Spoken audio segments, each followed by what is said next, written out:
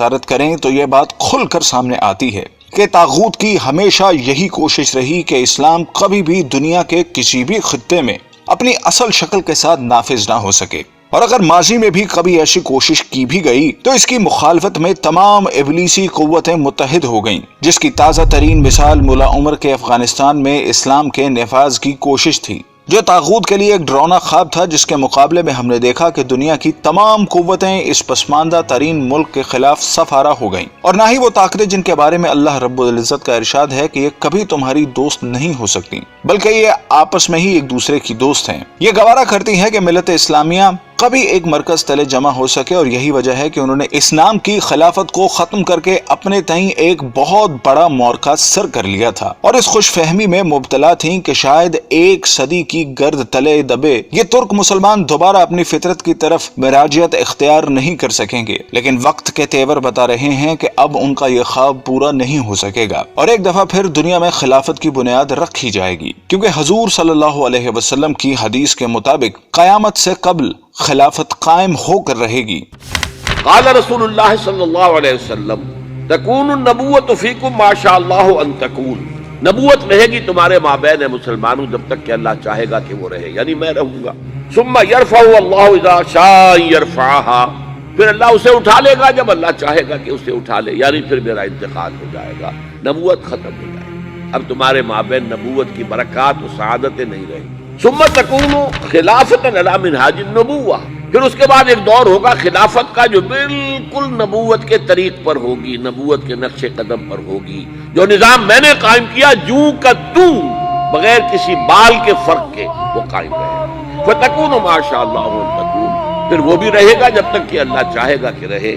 ثم یرفع اللہ اذا شاء یرفعها، پھر اللہ اسے بھی اٹھا لے گا جب چاہے گا کہ اٹھا لے۔ ثم تکون ملکا عاضا، عض یعض کہتے ہیں دانتوں سے کاٹنے کو۔ پھر اس کے بعد ایک دور آئے گا جو کاٹ کھانے والی ملوکیت کا دور ہوگا۔ یہ جیسا کہ میں عرض کر چکا ہوں، یہ ملوکیت جو مسلمانوں کی تھی، اور ان میں جو جو مظالم ہوئے ہیں، اچھے لوگ بھی آئے ہیں، یقیناً آئے ہیں، آخر 12 خلفاء کی تعداد انہی میں سے پوری ہوگی۔ ثم تکون ملکا عاضا، پھر کاٹ کھانے والی ملوکیت آئے گی۔ فتکون ما شاء اللہ ان تکون، تو وہ بھی رہے گی جب تک اللہ چاہے گا۔ ثم یرفع اللہ اذا شاء یرفعها، پھر اللہ اٹھا لے گا اسے بھی جب چاہے گا۔ ثم تکون ملکا جبریا، پھر ایک مجبوری والی ملوکیت آئے گی، غلامی والی، جس کو ہم ویسٹرن کولونیلزم کہتے ہیں، یورپین کولونیلزم۔ کہیں انگریز ملکہ وکٹوریہ کے ہم غلام ہو گئے، کہیں جو ہے ہسپانوی آ گئے، کہیں پر اطالوی آ گئے، کہیں پر فرانسیسی آ گئے، کہیں پر ولندیزی آ گئے، کہیں پر پرتگیزی آ گئے، اس طرح سے پورا عالم اسلام گرفت میں آ کے ساتھ۔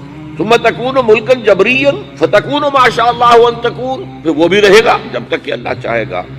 ثم یرفع اللہ اذا شاء یرفع، پھر اللہ اسے بھی اٹھا لے گا جب چاہے گا کہ اٹھا لے۔ ثم تکون خلافت علی منہاج النبوہ، پھر آئے گا ایک دور خلافت علی منہاج النبوہ کا۔ ثم سکت النبی صلی اللہ علیہ وسلم، اس کے بعد خاموش ہو گئے حضور۔ تاریخ انسانی کا یہ آخری دور ہوگا۔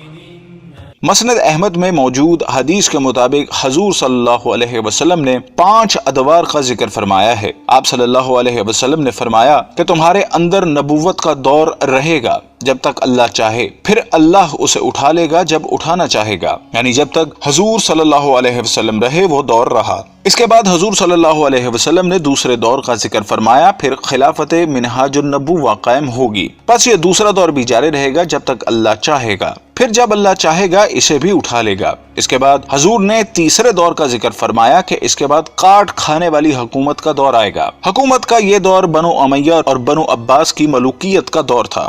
آپ نے ارشاد فرمایا یہ دور بھی رہے گا جب تک اللہ چاہے گا، پھر اسے بھی ختم فرما دے گا۔ پھر حضور صلی اللہ علیہ وسلم نے چوتھے دور کا ذکر فرمایا، پھر جابرانہ بادشاہت کا ایک دور آئے گا۔ جابرانہ بادشاہت سے مراد غیروں کی غلامی کا زمانہ ہے۔ پھر حضور نے 5ویں دور کا ذکر فرمایا کہ پھر خلافت منہاج النبوت قائم ہوگی۔ यानी फिर पहले ही की तरह खिलाफत का दौर आएगा जो नबूवत के नक्शे पर ही कायम होगा। हमारा ईमान है कि वो दौर लाजमन आएगा जिसकी खबर हुजूर ने दे दी है कि आप सल्लल्लाहु अलैहि वसल्लम सच्चे हैं और आपकी खबर कभी गलत नहीं हो सकती। नाज़रीन गिराम, खिलाफत उस्मानिया की सरजमीन पर तैयब अर्दगान जैसी शख्सियत की मौजूदगी इस बात की दलालत कर रही है कि शायद आने वाला वक्त एक दफा फिर इस उम्मत को एक झंडे तले जमा करने के लिए अपनी चाल चल चुका है। हमारी दुआ है कि खुदा वो वक्त जल्दी लाए कि उम्मत के इन जरखेज और मुकद्दर दिमागों के अंदर वो एहसास ज़िया जन्म ले सके जो कि इत्तेहाद उम्मत के रास्तों का नकीब बन सके। आमीन।